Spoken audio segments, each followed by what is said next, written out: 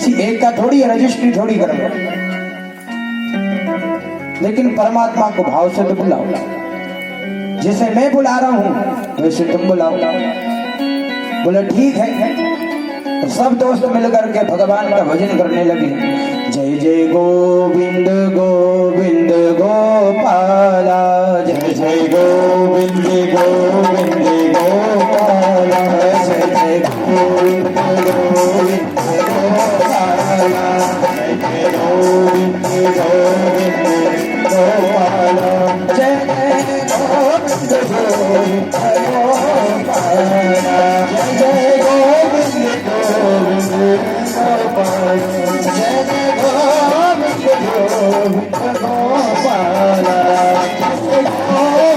गोविंद गोपाला, जय जय गोविंद गोविंद गोपाला, गोविंद गोविंद गोपाला, जय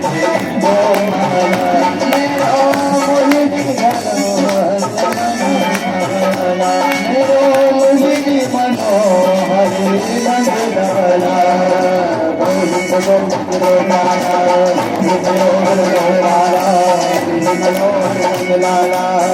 गोविंद गोविंद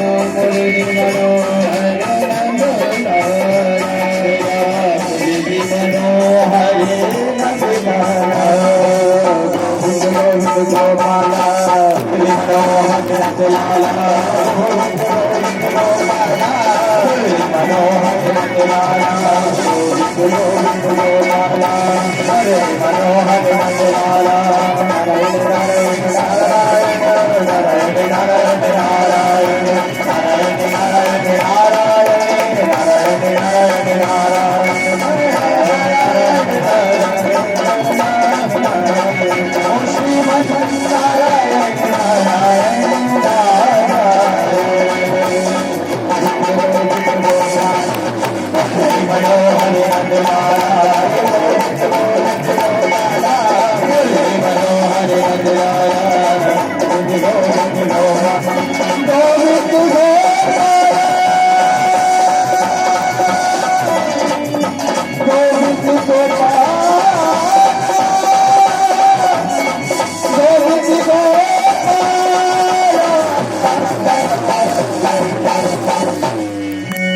वृंदावन हरिलाल की जय। सभी मित्रगण साथ मिल करके भगवान का भजन कर रहे हैं। इतने में शंकर गुरु जी आ गया। देखा कि यहाँ तो सभी रोगी हो गए हैं, कृष्ण रोग के सभी रोगी हो गए हैं।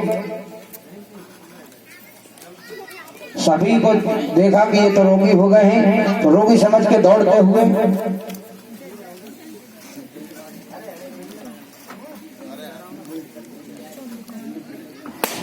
सभी कृष्ण रोग के रोगी हो गए हैं। क्या किया जाए? दौड़ते हुए हिरण्यकश्यप के पास पहुंचे।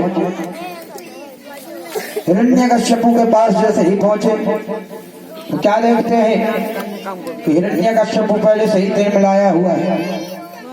कहते हैं महाराज गजब हो गया, गजब हो गया। बोले क्या हुआ? बोले आपके बेटे ने सभी को रोगी बना दिया। बोले महाराज अभी तो आपका बेटा ही केवल रोगी था, आज सभी विद्यालय के विद्यार्थी रोगी बना दिए। महाराज ऐसा ना हो कि इस कृष्ण रोग से पूरा राज्य रोगी हो जाए, इसलिए महाराज इसका आप उपचार करो। होलिका को भेजा, नारायण ने रक्षा की, होलिका का दहन हो गया। इसके बाद में हिरण्यकश्यप ने कहा अब कुछ नहीं है। हाथियों के पैरों तले तलवाया, खोलते हुए तेल में उबलवाया, लेकिन कुछ नहीं हुआ। परमात्मा जिसका रक्षक है उसका कोई कुछ नहीं बिगाड़ सकता है। राम भरोसे जो रहे सोवे पाँव पसार। जो राम के भरोसे है वो तो चादर तान के सोता है साहब। प्रहलाद जी महाराज नारायण के भरोसे थे। हिरण्यकश्यप ने कहा अब कुछ नहीं हो सकता, मैं ही इसका उपचार करूंगा। हिरण्यकश्यप दौड़ा दौड़ा गया और जाकर के प्रहलाद को जोर से पकड़ के गिरा देता है।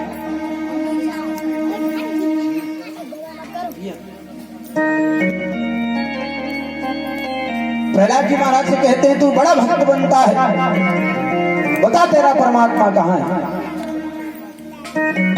प्रहलाद जी कहते हैं पिताजी आप में भी है, मुझ में भी है, और तो और छोड़ो इस खंभे में भी है। हिरण्यकश्यप कहता अच्छा तेरा परमात्मा इस खंभे में है? प्रहलाद जी कहते हैं हाँ। हिरण्यकश्यप कहता यदि तेरा परमात्मा इस खंभे में है तो आज तेरा परमात्मा जीवित नहीं बचेगा। जैसे ही हिरण्यकश्यप ने गदा का प्रहार किया है, गदा का जैसे ही प्रहार किया भगवान खंभ फाड़ कर प्रकट हो गए। गड़गड़गड़ाने खंभ पाटो जरानो निक्षोनाह को रूपति।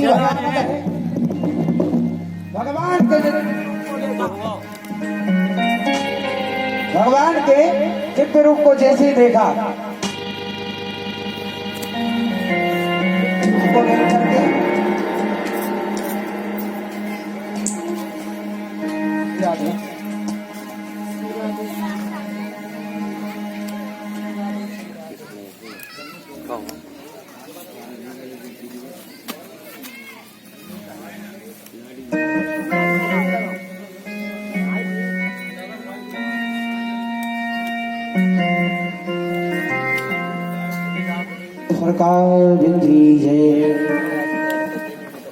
भगवान के दिव्य रूप को जैसे हिरण्यकश्यप ने देखा तो घबरा गया। बोले सच में इसका भगवान तो बड़ा भयानक है।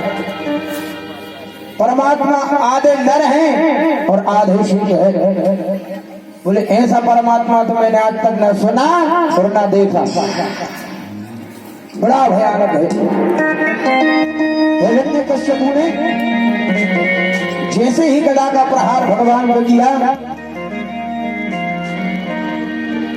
तो भगवान एक कदम पीछे हो गए।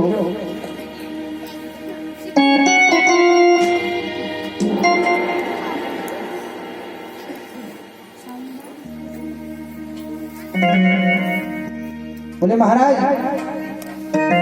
हिरण्यकश्यप को भगवान ने उठा करके अपने दोनों जंघों पर रख लिया है, द्वार के मध्य में।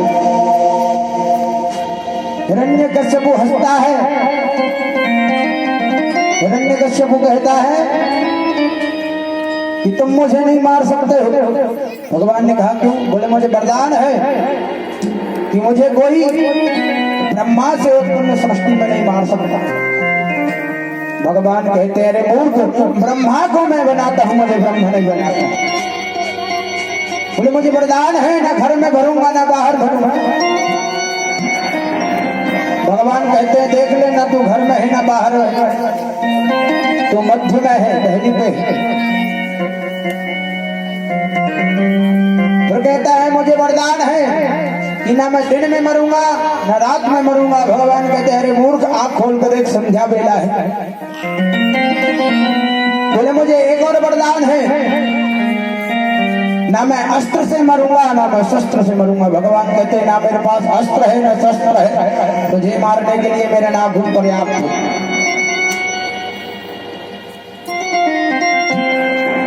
घबरा गया, हिरण्यकश्यप को फिर याद आया। बोले मुझे एक और वरदान है कि मैं सृष्टि में बनाए हुए 12 महीने में किसी महीने को नहीं बने। भगवान कहते हैं मूर्ख, मैंने इसीलिए एक एक तिथि घटा घटा के एक तेरे के पुरुषोत्तम माह का निर्माण किया है। इसलिए ये ब्रह्मा जी के द्वारा रचित सृष्टि से अलग माह है। अब तो घबरा गया है हिरण्यकश्यप। भगवान ने अपने दोनों हाथों से प्रहार करते हुए हिरण्यकश्यप के पेट को चीर दिया है और उसकी आंखों को निकाल करके भगवान ने धारण कर लिया और भगवान अंतवाली बन रहे हैं। अरे अंतवाली भगवान की अंतवाली बन गए हैं भगवान। सभी देवता कांप रहे हैं, मुझे भगवान को शांत कैसे किया। ब्रह्मा जी आए, डरते डरते प्रणाम किया। बोले भगवान मैं ब्रह्मा। भगवान ने जो टेढ़ी दृष्टि से हंकार हरि ब्रह्मा बेहोश।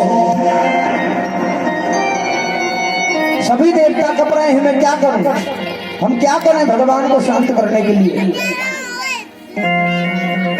तो ब्रह्मा जी कहते हैं पति कितना ही क्रोध में हो, पत्नी हो तो कंट्रोल में कर लेते। लक्ष्मी जी के पास गए हैं। लक्ष्मी जी से कहा आपके पतिदेव बड़े क्रोध में। लक्ष्मी जी हंसने लगी। बोले मेरे पति क्रोध में? वो तो शांताकारं भुजगसेनं पद्मनाभं सुरेशं। शांताकार, वो कहां से क्रोध में होंगे? बोले देवी जी बहुत क्रोध में है। बोले देखती हूँ कैसे क्रोध में है। लक्ष्मी जी ने 16 श्रृंगार किए हैं, पूजन की थाल सजाई है। थाल सजाकर छम छम करती जैसी हुई भगवान नरसिंह के पास पहुंची। चरणों से आरती उतारते हुए जैसे ही भगवान के मुखमंडल का दर्शन किया, दर्शन करते ही थाली छोड़कर ताका भैया करते हुए लक्ष्मी जी भागती है। बोले मेरे पतिदेव का इतना भयंकर स्वरूप आज तक नहीं देखा। अब तो ब्रह्मा जी की ये आज भी खत्म। अब कौन इनको शांत कर? इंद्र कहते हैं जिसके कारण इनको गुस्सा आया है वही शांत कर। तो सभी देवता प्रहलाद जी को आगे करके ब्रह्मा जी के पास जाते हैं। भगवान नरसिंह के पास जैसे गए तो नरसिंह जी ने प्रहलाद को देखकर अपने स्वरूप को, अपने देह को शांत कर दिया। और भगवान नरसिंह के आंखों से अश्रुपात हो रहा है। प्रहलाद जी को उठा के गोद में बिठा लिया और प्रहलाद जी को चाट रहे हैं जैसे कोई वत्स, कोई गाय अपने बछड़े को चाटती है, उसी प्रकार भगवान प्रहलाद जी से कहते हैं प्रहलाद तुझे डर नहीं लगा? मुझसे सभी देवता डर गए, मेरी यहाँ तक कि मेरी भार्या मेरी पत्नी भी डर गई, तुझे डर नहीं लगा? प्रहलाद जी कहते पिताश्री आप पिता हैं, वो जो हिरण्यकश्यप आदि है ये मेरे जन्म के पिता हैं, लेकिन आप मेरे परम पिता हैं। और एक बात बताइए, क्या सिंह का बच्चा सिंह के पास आने से डरता है? तो नहीं। अरे मैं तो आप ही का बालक हूं, भला आपके पास आने से कैसे डर सकता है? भगवान रोने लगे हैं रोते हुए कहते जा रहे हैं, बोले प्रभु प्यारे कोमल है तुम्हारे, दुष्टों ने मारे मम नाम एक बारी में, गिरी से गिराया तुम्हें अग्नि में जलाया है, कष्ट पहुंचाया है मेरे नाम।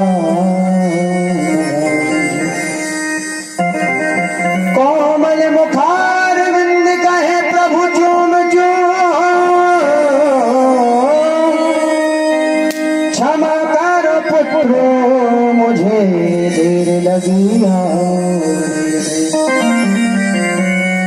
कहते क्षमा कर पुत्र मुझे, हे प्रहलाद मेरे कारण तुम्हें बड़े कष्ट हुए।